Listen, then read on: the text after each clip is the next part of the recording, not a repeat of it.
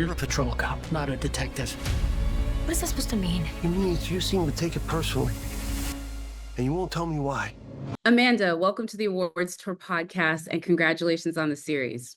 Thanks. Thank you. So I want to start with this because I will admit in researching this show, I didn't realize like your close association. Like I didn't know you were born and raised in Allentown. Like I had no idea. And so this was really interesting. Talk about how you became involved in it and maybe your history with the book and why you wanted to be a part of the series. My involvement actually started with a text message from Catherine Pope, who produced The Dropout, and she was producing this as well. And I guess she just wanted me to take a look because she thought it was kind of right for me. And as soon as I found out, like the log line really sold it to me because it was about a cop in Philly. And I always wanted to play like a beat cop, not a detective, but somebody who was wearing the uniform, who I mean, a character I couldn't really wrap my head around as me, like slight and uncomfortable, or at least lacks all authority. To play somebody with authority, with who is empowered, who is wearing a uniform and a belt and a gun, and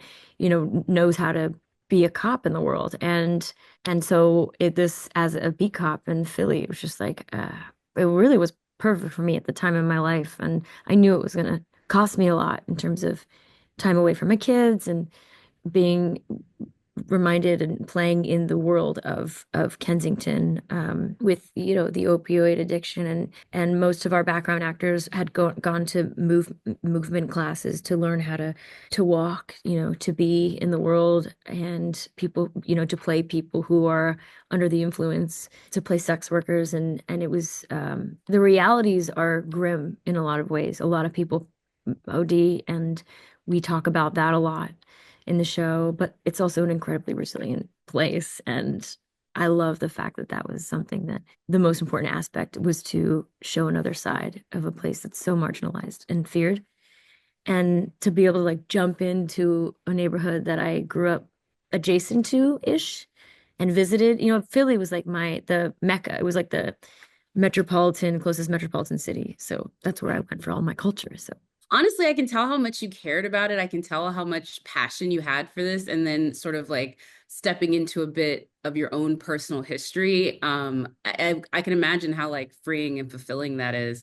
What I also kind of love about this is you are like a beat cop, and it in so many ways feels such like almost an old school noir. Like it really is just you, the story, these women, and that sort of, again, wiser than maybe her years or even her stature may say, sort of like person that's sort of guiding us through it. What was the best part of that part of the character? Just that sort of like dogged determination to get to the truth, no matter where things were sort of like blocking her. Was that the appeal? What was the biggest appeal to the character? There are so many reasons I love Mickey and I loved playing Mickey. I mean, there are a lot of differences between us, but I think her trauma, like everybody's trauma, really shapes them. And when you recognize that and you have some self-awareness and awareness of the things that have hurt you, the people who have hurt you, and the circumstances that, have made you feel unsafe as a child. I think when you utilize that and to the best of your advantage, and you use it to like help you walk through the world, I really respect the way Mickey has an attitude of just like getting to the point, and her lack of care to how how people respond to her. I mean, she just doesn't. My failing is that I'm too eager to create a level of comfort for people, a space for people to feel comfortable when it's really not my place, just so I'm comfortable, and she doesn't care. It's you can see her trauma, and you can see how she moves around the world, and you can see how she operates really is impactful and really effective for the people she's trying to protect. And yet she's completely useless when it comes to herself. And that is partly to, societal, like she has too many things and balls in the air, too many things on her plate. She's a single mother. She's trying to provide for her kids. She's also trying to find her sister, who's missing. She's also trying to investigate a series of murders. And because nobody seems to care, the officers, her bosses don't, the lieutenant, the sergeants don't seem to be putting as much importance on these murders because they happen to be sex workers. And of course, that there are different judgments made on people that live and operate in marginalized communities.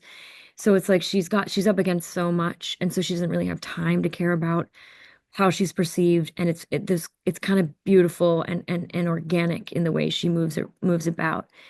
And, she doesn't always make the right choices and she gets herself into trouble. And that's just showing a very complex human being in a very complex world under circumstances that aren't ideal. And, that's most people. And like, I just bought Mel Robbins' audiobook, The Let Them Theory. So I'm really trying to tap more into the Mickey inside of me.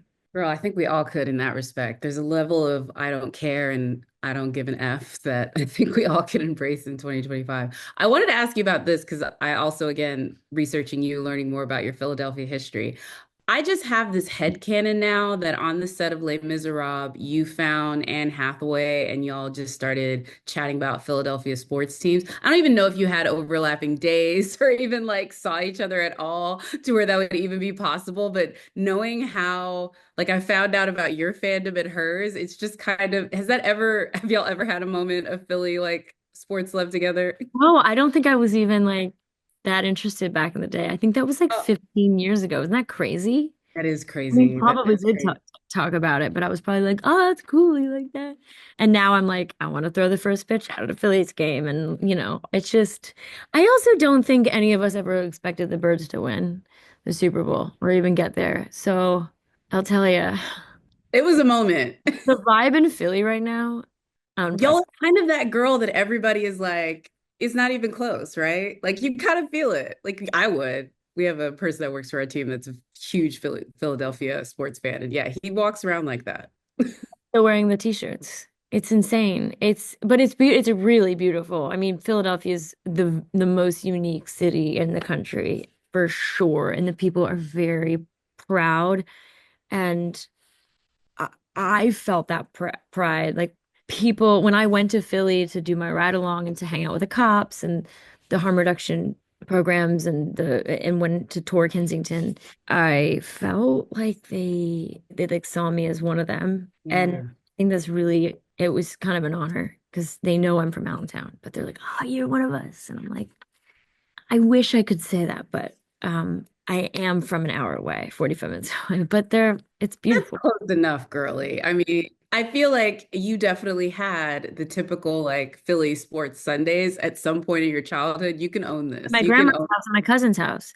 But the problem exactly. is my one cousin was a Dolphins fan, and my What's cousin wrong with Ricky, who I'm like still tight with, is an Eagles fan. So of course, like went off. But also when they won, I was already so ingrained into like Philly culture, and like all my friends are now, all the people I've like new friends that I've collected because of the series are all, I mean, it's just that when you hear about the stories like the pig roast in the it's in the subway, right? Yeah. Okay, we know him. He's in our show. So it's like everything's perfect. Really? Yeah, Vinny. I do love how you said you had to do this right for Philly because they would also let you know if you messed it up. But you have a good history, so I hope they give you like a benefit of the doubt. I'm like, look, she's I done mean, some good things. Like yeah, Mank, dropout, she's got it. We're good. now Mamma that's mia. kind of Philly girl.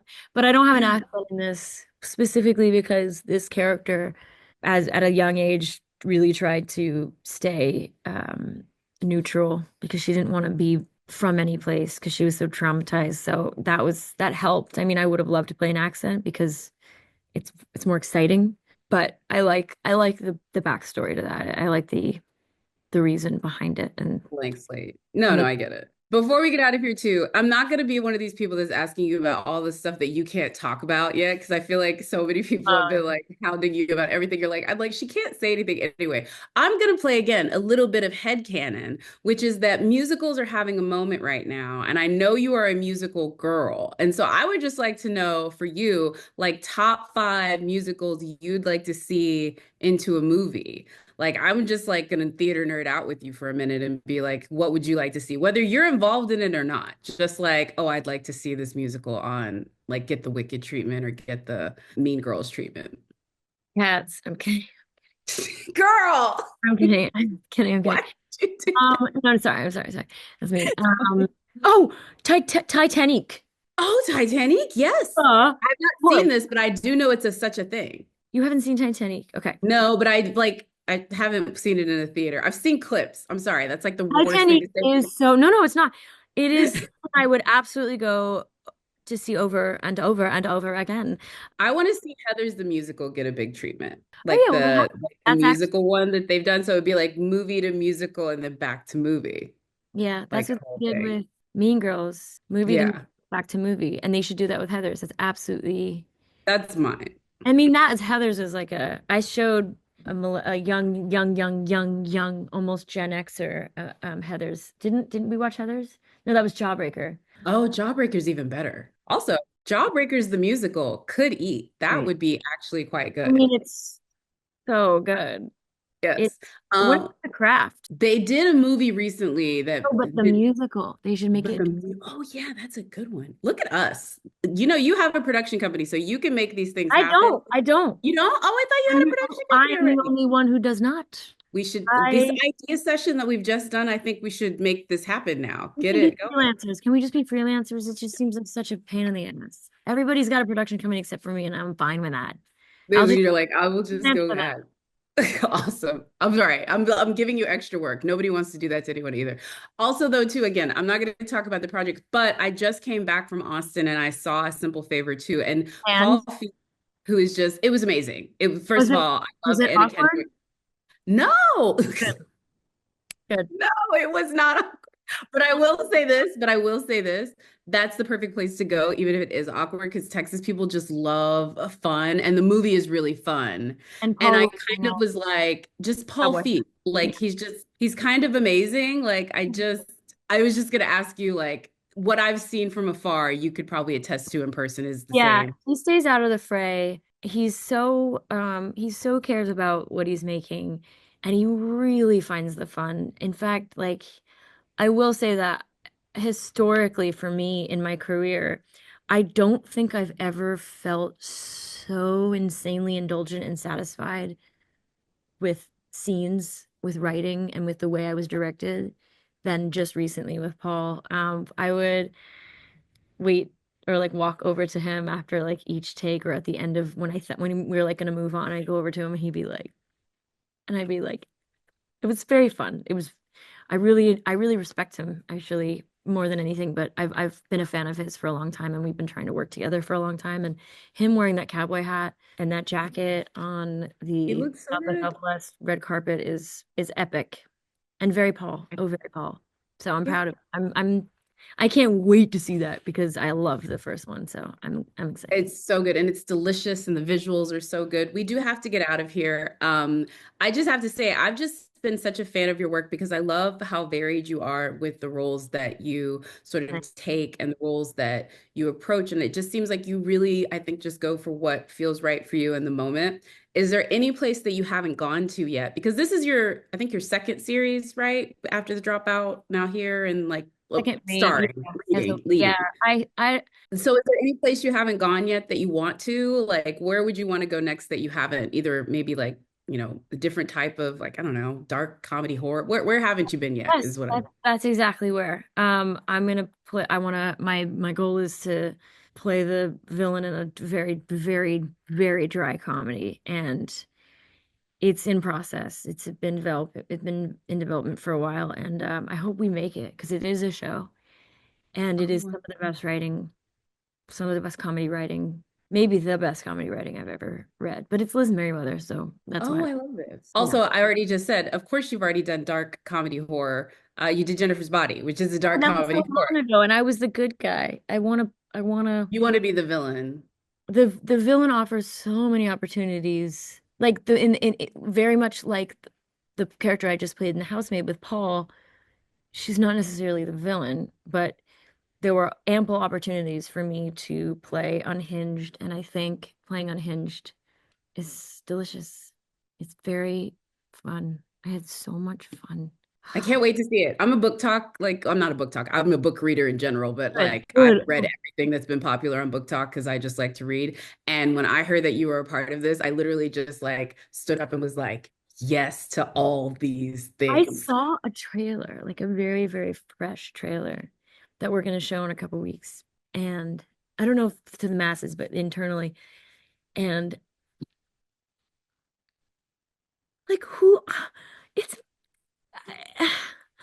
I I cannot can't wait. believe it. No, I really can't believe that it's coming out on Christmas, but it's like I want to celebrate that experience. So I feel like I'm lucky. Like I got to talk about something so intense and life affirming, like Long Bright River, and then something so funky and bananas and genre bending, like Housemaid. Crazy. That just means you're awesome. So I'm a thank you lucky for hero. continuing to be awesome. Thank you so much, ma'am. And I can't wait for Christmas. It's the gift that's going to keep on giving. I hope so. I really hope so.